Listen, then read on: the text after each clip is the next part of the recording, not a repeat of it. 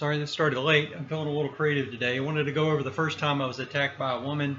I believe I was in the 3rd or 4th grade, and the last girl to get on the bus was dirty, smelly, looked like she hadn't washed her clothes in a couple of weeks and hadn't had a bath in like a month, greasy, stringy hair. She had to sit down next to me because it was the only other seat left on the bus. The bus was full. I went to a school, Z.L. Madden in Spartanburg, South Carolina at the time. I'm fairly certain I was in the 4th grade. The girl was in the 2nd or 3rd grade. And I remember her snuggling up to me on this side. The aisle was here. And she snuggled up to me. I can't remember. I said something to her. I think she was didn't smell very good. And I don't remember exactly what I said to her. I think I asked her if she had enough room on the seat. And she snuggled up to me and she says, yes, or, hanging on to me, and looked up and said, are you going to be my boyfriend? And I was like, I was thinking as a kid, I wasn't into girls. She's dirty, smelly, stinky, hadn't bathed, her clothes are scummy. I said, no, please, gently like this, to stay on your side of the seat because I didn't know if like bugs were going to get off of her. So we had an outbreak, I think, of head lice a few months, maybe a few weeks before that. Anyway, when I got to school, I get called to the principal's office. The principal was Ms. Gray. I don't know what her first name is. I'm sure she's passed away by now. So they called me to the principal's office. My older brother needed my backpack. We only had one. He had some actual books to carry home from school. All I had was a few papers. I think it's like 8 or 10 papers, like 4 or 5 in each pocket, in my back pockets. And she said, this girl said, I can't remember if she said I slapped her or punched her in the face, which I'm thinking there's probably marks from that. So I said, I didn't do this. I don't hurt girls. And she said, well, I'm going to paddle you anyway. So she's like, bend over the desk. It's going to be 5 licks. And when I bent over, she noticed all the papers in my pocket. She made me take all those out. I told her before she hit me, I said, my mother said, you're not supposed to hit us. My brothers or my mother and my father will come up here and take care of whatever the problem is. And she says, well, I'm going to paddle you. I said, well, I need to call my mother. She said, you can call your mother afterwards. So she paddles me. The last wick hurt. It was a long paddle with holes in it, pretty thick wood, probably like a 1/4 of an inch. And so I called my mother. My mother says, I tell her what happened. She said one more time, what happened? I tell her what happened. She said, did you do this? I said, no. She says, the last thing I hear is, okay, click.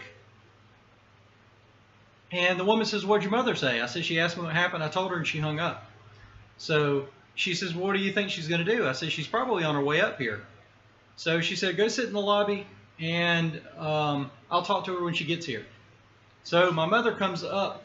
She literally takes the car and drives under the metal overhang, hits one of the poles, bends it, blocks the doors. There was like these double swinging doors that swung out.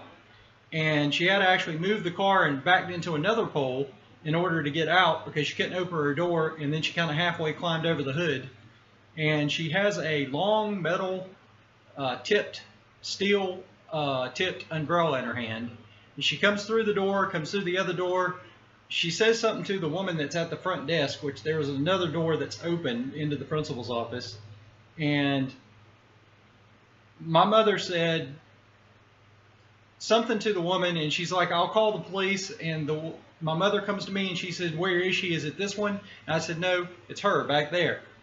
So my mother goes up there. She says, did you hit my son? She's like, ma'am, calm down. Yes, I did, or something like that. The first thing my mother does is whack, hits her, breaks her nose with the first swing. I think scrapes one of her eyes. She ended up having an eye patch and had to have her nose set.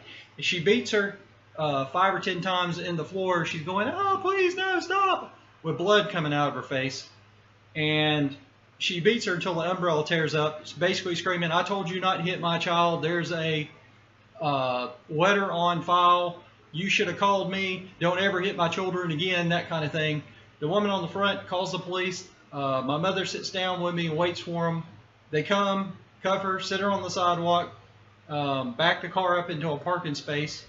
one of the cops, I think it was 2 male cops that showed up. If I remember, they were white cops. Anyway, my mother, I think, did 2 or 3 days in jail. We hired an attorney.